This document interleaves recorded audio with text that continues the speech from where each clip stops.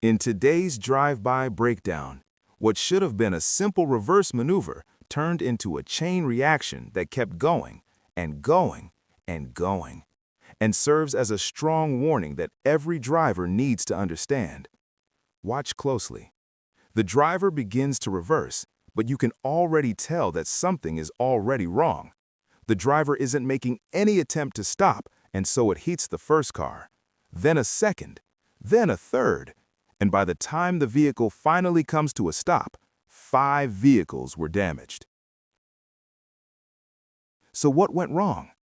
According to news reports, the driver, who was an elderly lady, was under the influence of alcohol and over the legal limit.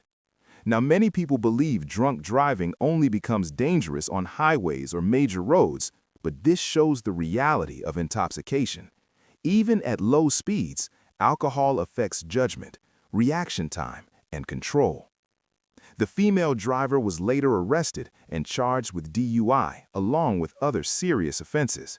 Fortunately, no one was physically harmed, but imagine if a pedestrian had been walking through that parking lot. This could have ended very differently. So let's talk about it. Do you think this driver's license should be suspended? And if so, for how long? Drunk driving is a serious issue that has taken lives and devastated families. Some of you are watching may have been personally affected. Please be reminded, if you drink, don't drive. Share your thoughts in the comments. If this breakdown was helpful, consider liking the video and subscribing for more. Drive by. Real drivers, real mistakes, real lessons.